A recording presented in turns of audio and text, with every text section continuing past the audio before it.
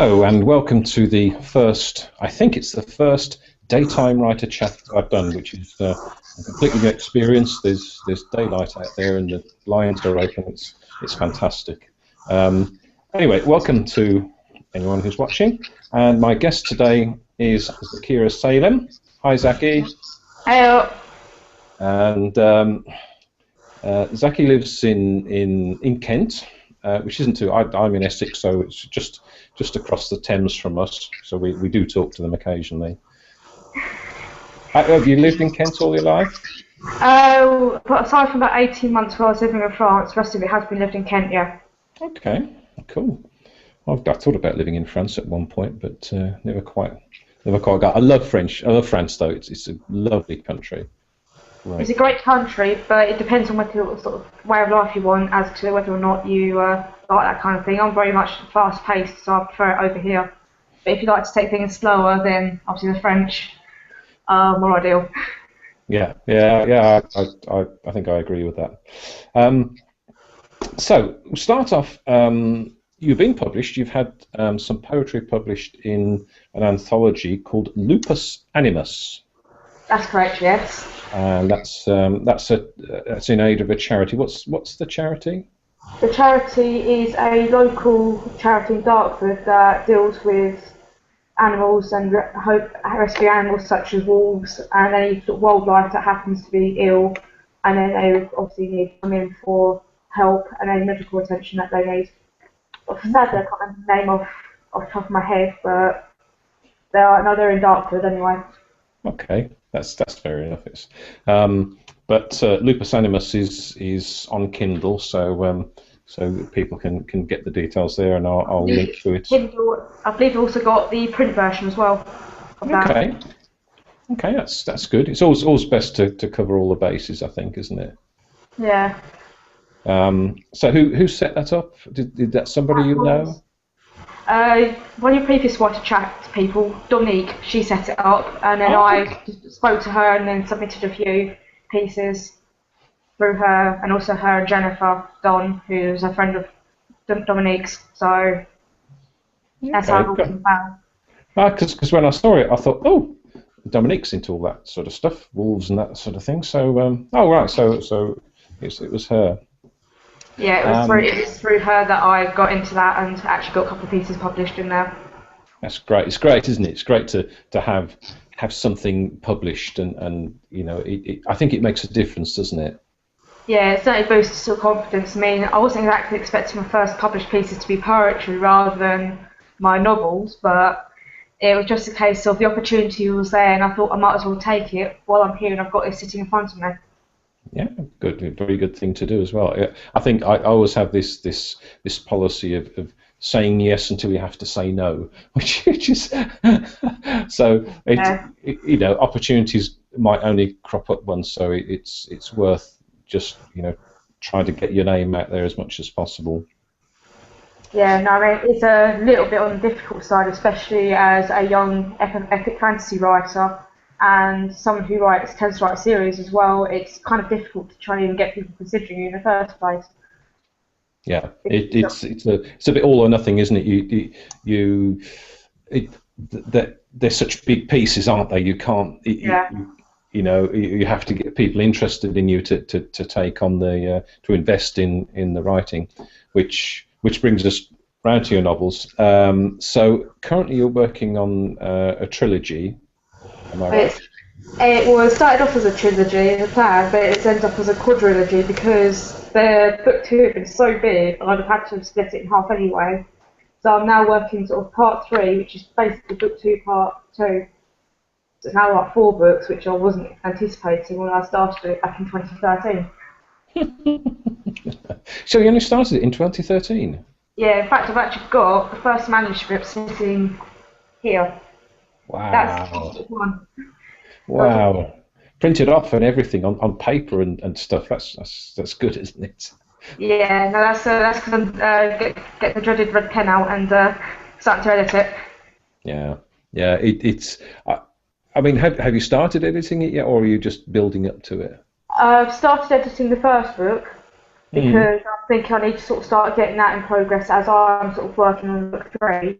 but I'm not going to be properly editing it all until I finished book 4, because I want to sort of make sure that I've got everything right at the end of the book before I go back and correct anything at the beginning. Yeah, yeah. I think you're right. I think you have to do that. Because there's gaping plot holes in book 1 that I can only sort of resolve when I finish book 4 and actually know what happens. Because I'm writing this without any plan to begin with. No plan at all. Nope. Good Lord, are you mad? You have to be. Yeah, I think so. That's wow. It's no. Oh, I can't. My head just no, doesn't compute. No plan doesn't work. No. I So think the only thing I had planned was 2 of the characters when I started, and that was it. The rest of it has all been sort of off the cuff writing. Somehow, so far, from what people have read, has been a very good reception. fantastic. So how many words is in the first part? The first part of book 1, there's just over 100,000 minus the prologue, which I haven't written yet. Book 2 currently sits at just over 150,000, and book 3 in progress at the moment is near 50,000. Wow. So it's blimey. So that's in a couple of years you've written all that. Very good. Very good. I can't. Yeah. I admire you for being able to write without a plan. Some people say it's more spontaneous and more creative to write that way. But I think it also does depend on the person as well. Where I can very much sit there and come up with things off the top of my head quite quickly and quite easily, where some other people, maybe like yourself, have to sit there and methodically plan it before you can even sit down and begin to write it. Mm. Yeah, yeah. I do tend to start something with what I will call the first chapter or the prologue or something, because I want to sort of see how it feels to write it. And I did that with something new I started recently. I've got a rough idea of sort of thing as what's going to happen, but I just want to get the first chapter down, have a look at it, and then I'm going to have to plan, because I can't just sit there and write. It's just bonkers. Yeah, there is a couple of pieces of mine that are a bit like that, where they are better off being planned slightly before I go ahead and keep writing them, because of how complex they are. But something such as Master Swordsman Chronicles, which is what my current work in progress is called, it doesn't really need much planning, because it follows on one timeline. So I can follow the same 3 characters or a group of characters over one timeline, where it doesn't need so much planning, whereas something that I'm going to be working on later does require more planning, as I've got like several families, a lot of people I jump in between. Wow. And presumably you've got notes about the characters, and you must have no. But they're the character notes that I'm working on currently, just to make sure I've got obviously them right, because I don't want to make mistakes when it's something that's going to be quite big. Of course. And with the Master Swordsman Chronicles, I'm just starting to progress and build the character profiles as they are, so I can get sort of snapshots over each book, because each book they've changed, the characters sort of shift slightly and change through sort of experiences and what happens.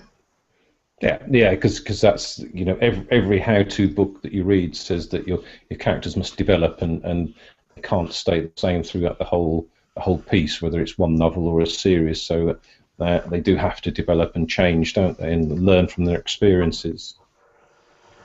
I mean, especially that there's such a huge change that happen that you sort of got the characters literally just thrown into, and it's like, okay, what do I do now? And then you sort of see the strengths of each of the characters come out as each situation passes. Very good, very good. So when did you start writing? This was about 10 years ago, nearly come up to 11 years ago I started writing. So I started writing when I was about 10 or 11, and I've just been going since then. And so this time's first solid piece of work I've actually managed to finish and actually get stuck right into. Wow. So presumably you like to read epic fantasy too, or do you have Yeah. Well, I love the epic fantasy books itself, but I do also quite like things such as horror, sci-fi, so I do sort of broaden my horizons a bit, just to sort of see where other people take maybe sort of fantasy genre and add their other elements to it, so I tend to try and balance what I'm reading quite a bit. Hmm. Okay. That's good. Yeah, I think it's good to be as widely read as possible. You do. I read something online the other day that someone said that they'd been given advice to not read in the genre they're writing, and you just think, well, it's just you have to know you have to read the genre you're going to write in because you have to know how it works, how it's constructed. You need to be sort of aware of the changing sort of scenery of that particular genre before you sort of go overboard with it and go maybe in some situations maybe too cliche or too sort of going for something that's already been done like thousands upon thousands of times that people are just starting to get sick of, which is what I've been trying to sort of follow and do, trying to look at sort of what's been overdone and try and sort of put another element into it and maybe throw something different into it, but actually maybe expand the area slightly and then look Mm. at elements like a lot of places use dragons in epic fantasy.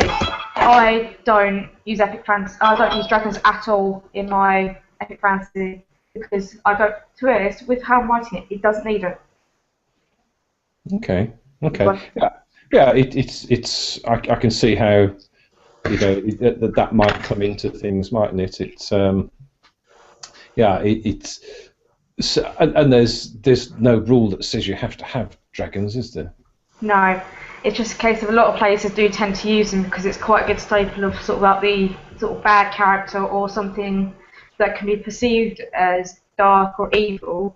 But really, there's if you look at some of the like list books of mythical creatures and things like that, you can pick up so much that you could use instead of said dark creatures. I mean, like you could use things such as locusts, for instance. I mean, their perception, obviously biblical perceptions of them being quiet as part of one of the major things that happens there. You could sort of use that and then sort of change that slightly and sort of bring it into sort of how can I use this to create a sort of dark, more atmospheric sort of piece. I mean, orcs, yes, orcs are used a bit in some like Tolkien's work, known for using orcs. Not so much elsewhere, but you could use them to then bring an extra sort of aspect of it and bring it all together to try and make something a lot better. You don't Hmm. have to so much use the same tropes that you always see, but you can probably mix and match. I mean, I've even started creating sort of other aspects and other tropes in my books that are relevant to what I'm working on, and I think are necessary for the style.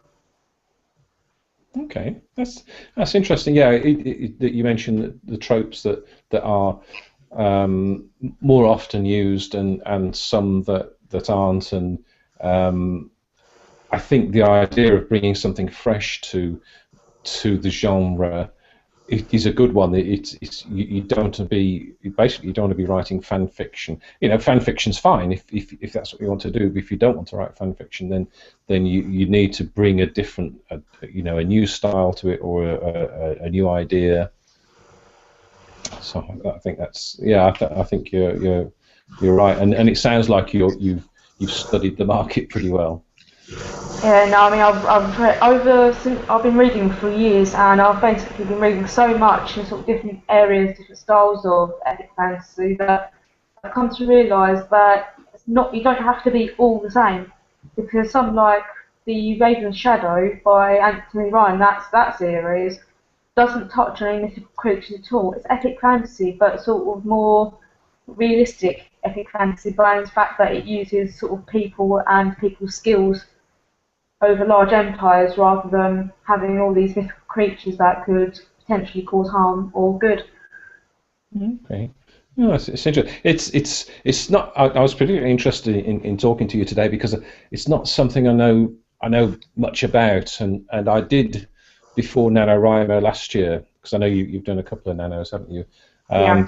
But before last year, I thought I've got this idea and it'll really suit fantasy, and I started to sort of plan it out, and I just thought I don't know anything about this. So I gave up. Now, I have to say, since I've started writing this book, learning about epic fantasy and how to write has been such a huge learning curve as I've been writing it. Rather than I didn't do any research on it before, I just started writing, bounced off the books I've read previously, and did a lot of research while I was working on it, just to get an sort of feel for the genre and get some sort of ideas of what they sort of perceive in that particular genre. Which, to be honest, is the best way of working about it. I mean, write the thing, get the feel for it, then sort of have, even if you show like a couple of chapters to people close to you who like some of the sort of stuff, they'll be able to give you feedback on what they think of it, which is how I've managed to get the positive sort of feedback that I have by speaking to friends that I've got who love the same sort of books I do, and have been able to say to me, right, okay, this is good, but, and then they sort of tell me sort of bits that I could change or maybe possibly shift slightly, which is really, with writing, the only way I think you can probably learn the best. Yeah, yeah, and you sometimes see requests online for beta readers and things like that, and can somebody read over this work? And no, it's very rare that they say it is X genre or something, because it matters. It's important. I'm not going to beta read anything that I'm not interested in, because I wouldn't know how to critique it. It's daft. So you have to have people close to you who do read that sort of thing to give you genuine, honest feedback. Yeah, I mean, the idea of requesting beta readers is a very good idea, because you can get, I mean, with the idea of not mentioning the genre, I don't think that's such a good idea, because if you mention the genre at least, you'll get the right type of people coming to you and saying, I'd like to read this, I'd like to give you feedback on it, rather than getting all these people coming to you and saying, oh, I'd like to do it, and finding it's the wrong genre for them to be reading. Yeah. Which can be part of the problem, which I've found a few times that I've had the same thing happen where I've started beta reading and a lot of times I don't state the genre, but it turns out to be like historic fiction, a lot of historical based stuff, which, to be honest, for me, isn't as interesting as stuff like fantasy, horror, and sci-fi, that kind of area. And it's very difficult for me to try and get into. Yeah, yeah, yeah. It's yeah, and it's all sort of logical and all makes sense. Have you written any horror as well? I've got one that I've started that I've put on hold for the moment while I started this series, because it started writing shortly before I did NaNoWriMo back in 2013, which was the first year I actually did it, and I had to leave it because it was at a certain point where I just sort of ran out of steam with it, and I thought if I leave it a little while then come back to it, I might be able to sort of bring it up and maybe change it up slightly. Hmm. So yeah, obviously NaNoWriMo happened. This series took shape and it kind of got forgotten.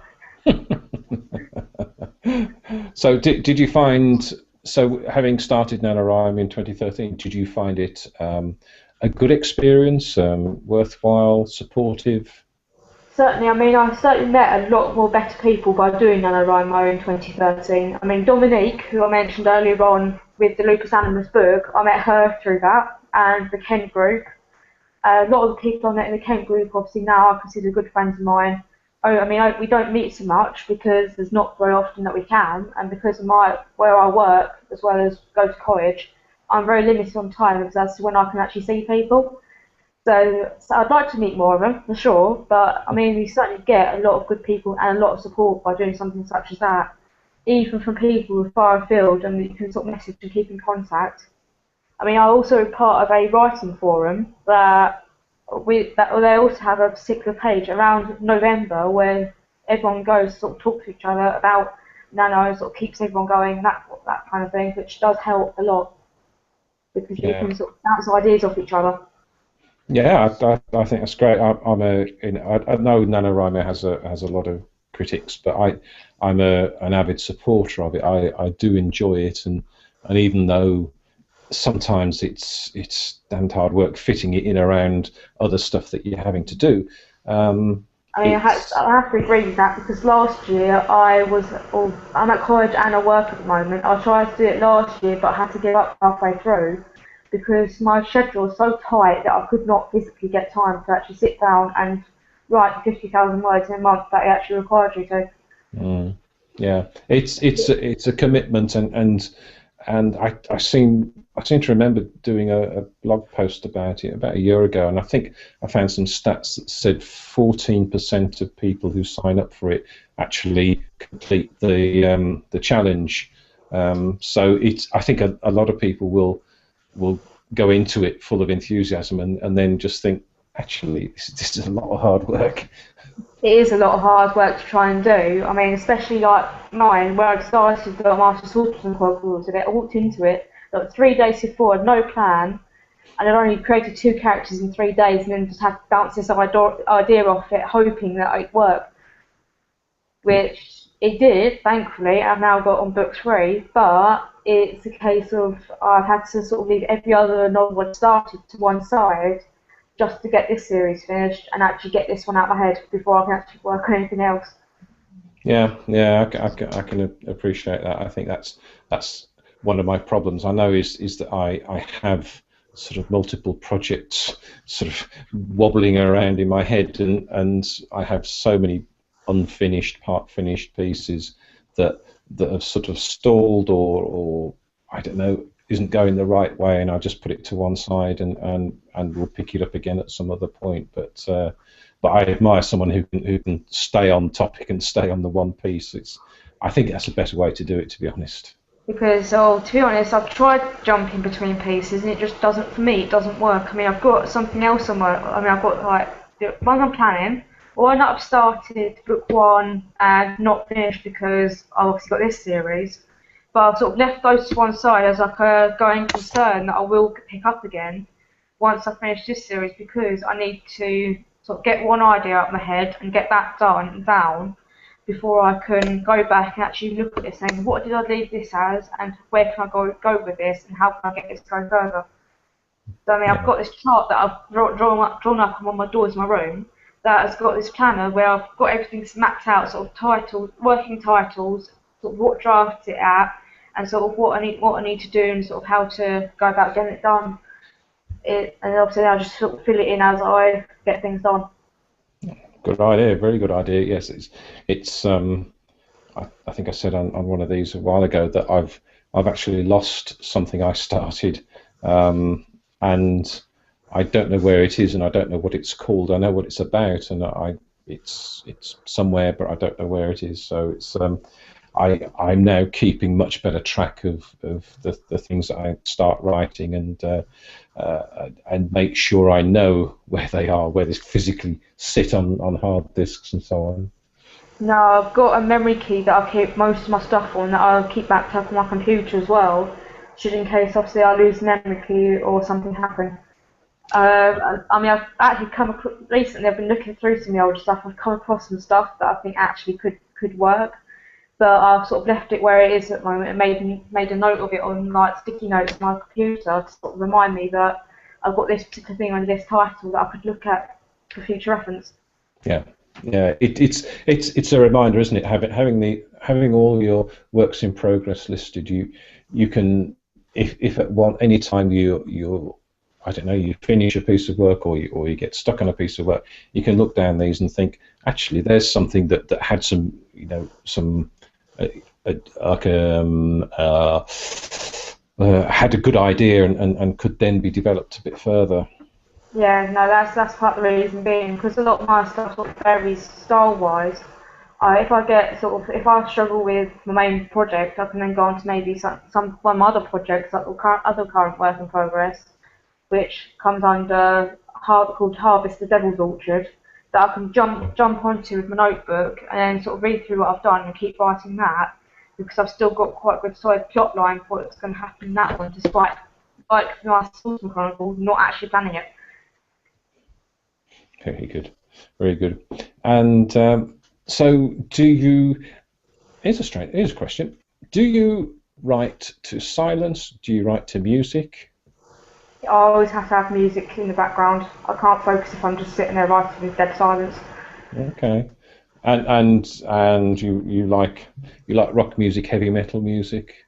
Yeah, I mean very much heavy metal more so. I do like some jazz, a little bit of jazz as well, depending on what sort of my mood. If I don't want something too sort of in your face, I might stick a couple of jazz compilations on YouTube, have them playing in the background as I'm working, rather than a lot of the stuff I do listen to, which can be sometimes quite heavy going. It's funny. I know what you mean. My taste, because at NaNoWriMo, people every year people say, what computer do you use, what software do you use, and what music do you write to. and it changes because I like some rock music. I'm a very, very old rocker from way back, but I'm currently listening to some lounge beats compilation, which is like a sort of modern, smooth jazz thing. Sometimes classical, sometimes I don't know. Sometimes some sort of trance, euphoria, modern dance music. It's strange. You sort of you can't have one thing that you write to all the time. I can't. I don't. Sometimes you just get a bit fed up of the same thing. Yeah, I mean, I can sort of certainly see where that's coming from because I always sort of do have one album. I've let the album play through, but I don't put it on repeat. And that way, it forces me to stop for a minute, take a step back from what I'm writing, change what I'm listening to in terms of albums. I might go from maybe Dream Theater, who are a progressive metal band, who maybe one of their lighter albums, maybe then going to the opposite end of the spectrum where I'm looking at maybe a band such as Nevermore, who are a bit more heavier. They've still got the prog influences, they're heavy, but slightly heavier, and maybe take a sort of their lyrics and that maybe a lot different, which then might trigger something for me to be able to progress further with what I'm doing. Or I could maybe then go on to bands such as Damn God or Machine Head, who again I might get completely different results with what I'm writing. So it does influence what I'm writing, but only to a certain extent where maybe I might get a slightly better idea for what I'm writing rather than if I'm sitting in complete silence because my brain doesn't work properly if I don't listen to music. Really, it's funny. Sometimes I'll be listening to music, and if I'm writing, I'll suddenly realise that the music stopped like 10, 15 minutes ago, and I just didn't realise I had, I'm still writing. I don't mind silence sometimes, but sometimes I just like something on in the background just to I don't know, just to break the silence. You can't. It's hard to explain, I think. Yeah, no, I think most writers probably would understand that if, like you just mentioned, if you're like us, where we normally in a space by ourselves in the silence, you need something to sort of break it up and sort of bring something else into the atmosphere, just so you've not got complete silence wherever you are. I mean, it's Yeah. not so bad if you've got like dogs or something that make quite a lot of noise, but when you're sitting at home by yourself, like I am, and it's dead silent. It's like you can't hear a thing around. You need something just to break it so you don't get too on edge. Mm. Yeah, I can appreciate that. And I noticed on you've done a couple of readings of your poetry on YouTube. That's correct. Yeah, I mean, strangely, one of them seems to be a lot more popular than the other one does. But it's, I mean, I was hoping to do it more often than not. But poetry is one of these things that it only comes to me very occasionally, and even then, it's not. Some of it's not particularly great. I mean, I do have a stock of it, but a lot of it I'm not really willing to read out because it's not particularly great, or I just don't think it'd be too appropriate for my YouTube channel. Mm. Yeah, yeah, I know what you mean. No, I think it's useful. Don't know if it's important, but I think it's useful for a writer who isn't well known to be doing these other things. So hence I'm doing this sort of thing. I think it helps to create an audience for your writing. Yeah, that's part of the reason why I've started setting up my YouTube. I mean, my YouTube is under the name that I use now, Zakira Salem, but a lot many people don't know it's actually a pen name. I do a lot of stuff under my own name as well, but I tend to try to sort of keep that stuff a lot quieter because it's a lot more non-fiction, more factual, because it's a lot to do with college work I tend to do outside, and a lot of research I tend to do, which is what this other part of my YouTube channel is about. It's my own personal sort of thoughts and findings on sort of other stuff that I'm looking at outside of my writing, because I'm thinking if I can bolster that up, I can then sort of bring in my sort of writer aspect and sort of bring in some more of the stuff that I do that way rather than sort of having to keep just put up poem after poem after poem and not really get very far Mm. because Yeah. it's not something that sort of I found it's not really much of a market for YouTube poetry as such. Yeah, and it's there's a lot of people doing it. I think it's the same with short fiction, flash fiction, and do that. I mean, I still write short stuff because I enjoy doing it, but I'm not under no illusions that putting up free flash fiction on the internet is going to sort of generate much of an audience for my longer works. But it's just part of what you do as a writer, I think. Yeah, I mean, by the same token as well, what I write, there's not a huge market for a lot of what I write as well, because it's such a type of genre. A lot of people these days don't have much of an attention span, and they can't sit there and read one book for any period of time. So anyway, if you look at it any which way, it's quite a difficult area to get into, where sort of things like maybe chick lit and that kind of even historical fiction, they tend to get a lot more readers and viewers because they're a lot shorter in terms of length, but they're not as short as some of the flash fiction coming out. Yeah, I know what you mean. Okay then. Well, so if people want to get in touch or to follow you, you're on Twitter. Yeah, it's at Zakira Salem, which is ZAKIRAXAISALEM. I've got my Facebook page, which is also under the same name, which is Zakira Salem.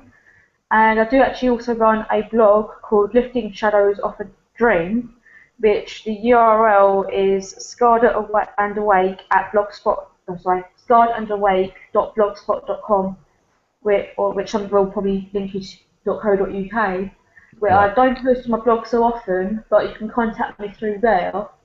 And I also got a website which I don't update that often, which is zakirasalem.weebly.com. I mean, I'll try and cover all bases of it. I mean, but I mean, I do have an email address as well, but a lot of this stuff tends to be linked straight through to my email address. If someone wants to message me, I can get more through there, and then obviously I can reply accordingly through that. Yeah. That's I tend not to use email addresses. It's just open invitation for spammers. But I'll make sure I link to all those places in the show notes, and I'll also put a link through to the anthology on Amazon. And yeah, you'll find there. I do have a page on Amazon as well, which probably is linked to the book, which you might be able to find in there. Yeah, which as in future probably will be used, but obviously I've only got the anthology at the moment to stick to it. So. Okay, no problem. Yeah, I'll put all those links in, and all that remains to be said really is to say thank you, Zaki, for coming on. I'm glad we managed to find a time that you could. You're obviously a busy woman, and I'm just so busy I hardly get time to write at the moment. Yeah. Well, it's no, it was good to chat to you. It was an interesting chat about fantasy that I don't know a real large amount about, and I'll probably stick to what I'm writing anyway. It's just not my thing, but it's a very, very popular genre, though, isn't it? And it's such a wide genre as well, which is half the battle, because it's so large. You don't know where you're going with it unless you actually have some sort of idea or know someone who understands the genre quite well. Yeah, I know what you mean. Okay then, well, thanks very much. Really appreciate it. That's fine. And if anybody wants to get in touch, look at the show notes. If you're watching this on YouTube later, subscribe down below and a thumb up. That would be very nice. And there's also link my YouTube as well, because they'll find my YouTube on there as well. Might be useful. Okay, I'll do that. Okay. That's just under Zakira Salem as well. Okay, I'll find it and I'll put the link in. And if anybody wants to get in touch, they've got a multitude of ways of doing it. Okay, then. Okay, thanks very much. Cheers, Zaki. Thanks. Cheers. Bye.